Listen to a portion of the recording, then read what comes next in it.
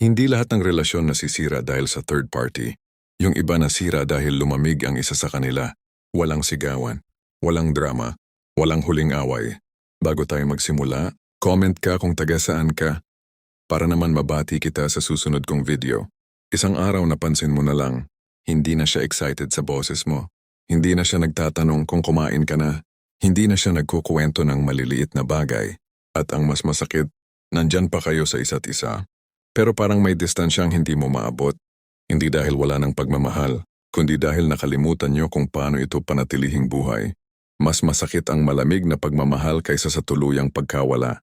Dahil kapag iniwan ka, may sugat. Pero kapag nanatili siya na malamig, may araw-araw na tanong sa isip mo, ano bang kulang sa akin? May nagawa ba akong mali? Bakit parang hindi na ako sapat? Unti-unti kang nagiging anxious. Mas nagiging clingy. Mas nagiging takot mawalan.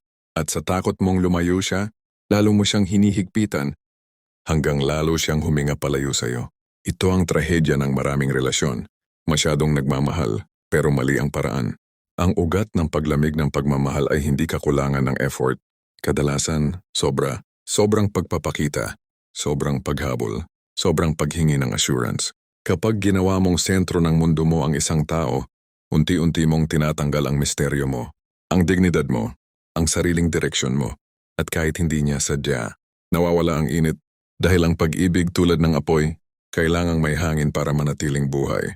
Ayon sa Stoicism, ang tunay na lakas ay hindi ang kontrolin ng ibang tao, kundi ang kontrolin ang sarili. Hindi mo kontrolado kung araw-araw ka pa rin niyang pipiliin, pero kontrolado mo kung paano ka magmamahal nang hindi nawawala ang sarili mo. Ang mainit na pagmamahal ay hindi pinipilit. Ito ay inaanyayahan. Kapag buo ka bilang tao, kapag may direksyon ang buhay mo, kapag hindi ka takot mawala ang isang tao, doon nagsisimulang bumalik ang init. Paano nagiging mainit ang pagmamahal sa stoic na paraan? Hindi sa araw-araw na I love you, kundi sa araw-araw na presensya, yung presensyang kalmado, hindi nagmamakaawa, hindi naghahabol ng atensyon, yung presensyang may sariling mundo, may sariling pangarap, may sariling tahimik na lakas. Kapag kausap mo siya, buo ka, hindi ka nagmamadali, hindi ka naghahanap ng validation, at kapag wala siya, hindi ka nawawala. Iyan ang klase ng presensya na nagbabalik ng init dahil hindi ito desperado.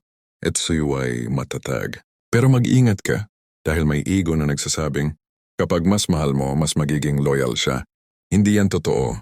Kapag minahal mo ang isang tao ng walang hangganan, tinuturuan mo siyang hindi ka pahalagahan. Ang stoic na pag-ibig ay hindi malamig, ito ay may hangganan. Mahal kita, pero hindi ko isusuko ang dignidad ko para lang manatili ka. At sa kakaibang paraan, iyan ang mas nakakapanatili ng init. Kapag natutunan mong mahalin ng buo ang sarili mo nang hindi umaasa sa kanya. May nagbabago, hindi ka natakot sa katahimikan. Hindi ka natakot sa distansya. Hindi ka natakot kung hindi siya mag-reply agad. At doon, napapansin niyang iba ka na, mas kalmado, mas buo, mas kakitakit. Hindi dahil nagbago siya, kundi dahil ikaw ang nagbago. May mga pag-ibig na hindi nauupos, napapabayaan lang, hindi dahil kulang ang damdamin, kundi dahil nasanay kayo sa presensya ng isa't isa. At kapag nasanay, doon nagsisimulang mawala ang init. Hindi dahil hindi na mahal, kundi dahil nakalimutan nyo kung bakit kayo nagsimula. Masakit ang pakiramdam na mahal mo pa, pero hindi ka na pinipili araw-araw. Masakit kapag nararamdaman mong nandyan pa siya, pero hindi ka na hinahanap. At ang mas masakit, hindi mo alam kung kailan nagsimulang mangyari ito. Wala namang malaking away, wala namang malinaw na kasalanan.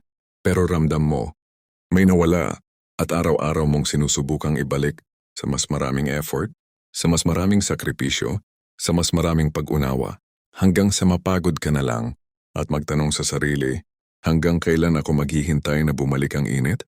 Ang puso ng tao ay likas na kumakapit kapag may takot. Takot mapag-iwanan, takot mapalitan, takot mawalan ng halaga. At sa takot na iyon, ginagawa nating sentro ng mundo ang isang tao. Pero ang pag-ibig na nakasentro sa takot ay unti-unting nagiging mabigat. Hindi mo namamalayan, yung mga ginagawa mong para sa relasyon ay nagiging dahilan kung bakit ito lumalamig. Dahil walang apoy ang nabubuhay. Kapag nasasakal, may isang simpleng katotohanan ng Stoicism. Ang pag-ibig ay hindi pag-aari. Hindi mo pagmamayari ang damdamin ng isang tao. Hindi mo hawak ang pananatili niya. Hindi mo kontrolado ang pag-init o paglamig niya. Ang kontrolado mo lang kung paano ka mananatiling buo kahit magbago ang ihip ng hangin. Kapag tinanggap mo ito, nawawala ang desperasyon. At kapag nawala ang desperasyon, bumabalik ang dignidad. Anger sa dignidad, may init. Ang stoic na paraan ng pagpapanatili ng init ay hindi palaging paggawa. Minsan pagpigil. Pagpigil sa sobrang pagpapaliwanag. Pagpigil sa paulit-ulit na paghingi ng assurance. Pagpigil sa paghabol kapag ramdam mong ikaw na lang ang humahawak. Hindi ito laro ng paimportante. That's pagpirmang sa sarili. Kapag binigyan mo ng espasyo ang isang tao, hindi para parusahan siya, kundi para alagaan ang sarili mo, may nagbabago sa dinamika. Ang presensya mo ay nagiging regalo, hindi obligasyon. At ang mga regalong hindi hinihingi, mas pinahahalagahan. Mag-ingat sa ego na nagsasabing, kung hindi ako gagawa, mawawala siya. Iyan ay boses ng takot, hindi ng pag-ibig. May ego rin na nagsasabing, kailangan kong patunayan na mahalaga ako. Pero ang tunay na halaga ay hindi pinatutunayan. Ito ay nararamdaman kapag tumigil ka sa pagpapakitang gilas at nanatili ka sa katahimikan at konsistensya. Doon mas lumalalim ang epekto mo. Kapag natutunan mong magmahal ng walang kapit, nagiging payapa ka. Hindi ka na nagbibilang ng effort. Hindi ka na nagtatala ng pagkukulang. Hindi ka na naghihintay ng kapalit. At sa kapayapaang iyon, nagiging malinaw ang lahat. Kung babalik ang init, ito ay dahil pinili niya, hindi dahil pinilit mo. At kung hindi, may lakas ka para tanggapin ito. Nang hindi wasak ang pagkatao mo, iyan ang tunay na tagumpay. Kung may isang bagay kang dadalhin mula sa video na ito, hayaan mong ito iyon. Ang pagmamahal ay hindi pinananatiling mainit sa pamamagitan ng takot na mawala, kundi sa tapang na manatiling buo kahit may posibilidad ng pagkawala.